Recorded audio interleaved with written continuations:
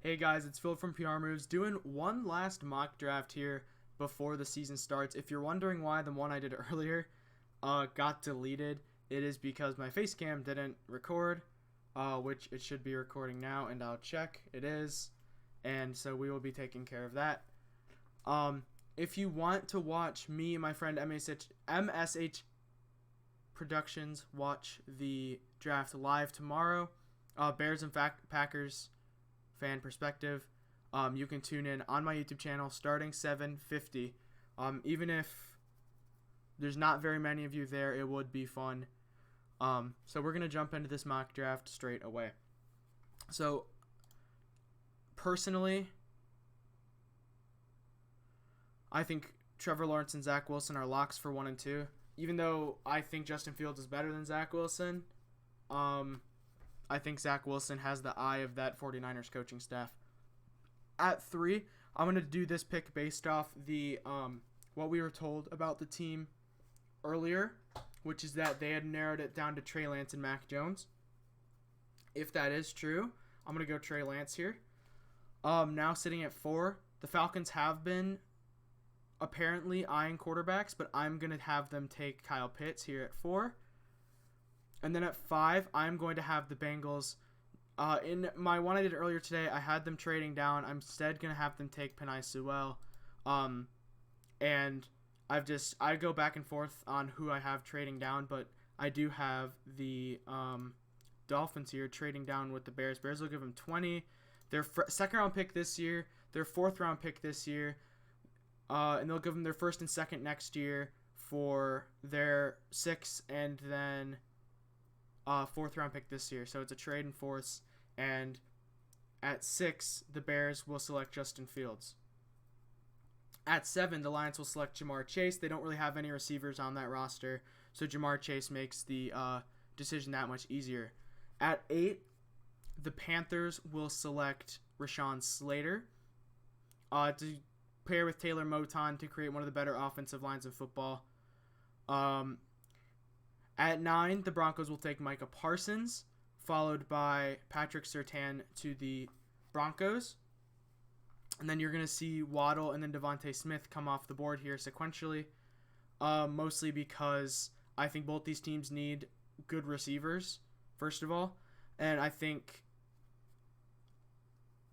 first of all, Jalen Waddle paired with both Kenny Golladay and Darius Slayton means Daniel Jones has no excuse to be bad, and you want to see how good this Eagles offense can be under Nick Caserio. So getting one of the best player in college football last year, Devontae Smith, is some way you can test that. Coming in at 13, I thought about giving them J.C. Horn, but I'm going to have them take Christian Darrisaw. And then at 14, I always want to give them Kwity Paye, but Mike Zimmer has never drafted a defensive lineman in the first round, so Elijah Vera Tucker will go at 14. At 15, the New England Patriots will select Mac Jones.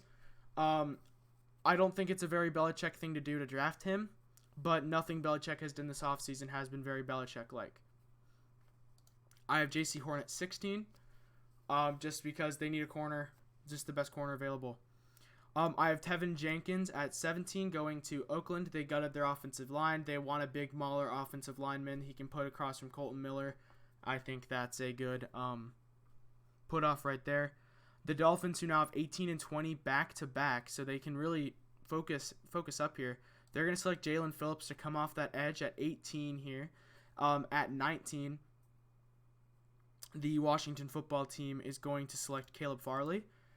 They need a big number 1 corner. I think if Farley is healthy, that'd be one of the steals of the draft. And at 20, the Dolphins will select Rashad Bateman.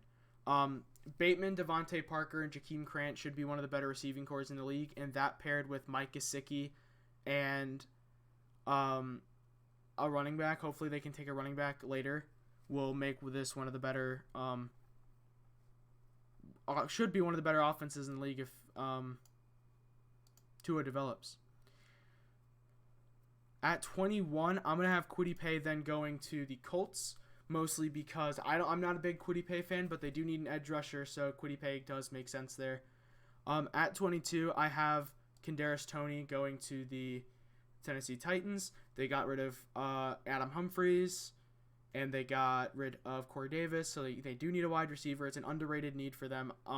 Previously, I had him take Rashad Bateman, but that clearly is not something they can do anymore, so Kadarius Toney works out. I then have Christian Barmore going at 23. And then at 24, I have Najee Harris. Both of these are just pretty good team needs. I think pairing him with Quinnen Williams on that line would make that one of the best defensive lines in football. And because Robert Saleh values that defensive line, I think Barmore's a pretty upside-the-head pick there. At 25, I'm going to have Jeremiah Owusu-Koramoah. He can play safety. He can play linebacker next to Myles Jack. That's a perfect fit right there.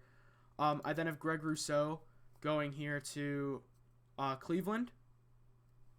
And then I have Terrace Marshall to Baltimore. They do need that big number 1 wide receiver, so Terrace Marshall does make a good amount of sense. I then have Zaven Collins heading to New Orleans to play because they lost Alex Anzalone. At 29, I have Greg Newsome II going to Green Bay. They need a corner to replace Kevin King. And, Kevin King is still on the roster, but they need one to replace him when he's not on the roster next year. At 30, I have Azizajulari going to the Buffalo Bills. He plays very similarly to Jerry Hughes. You can check out that franchise guy's video on that if you want more info on that. At 31, I'm actually going to have them select Samuel Cosme here.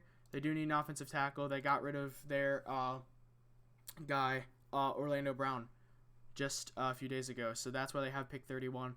And then finally, at pick 32, I have Travis Etienne heading to the Buccaneers. So that finishes off the mock draft. Only one big trade, and I know that's a pretty biased trade, but I do actually think the Bears are going to trade up to try to take a QB. So this is my final mock draft. You'll see this one up with my predictions tomorrow. So again, come by, watch our Draft-A-Thon. I'm super excited.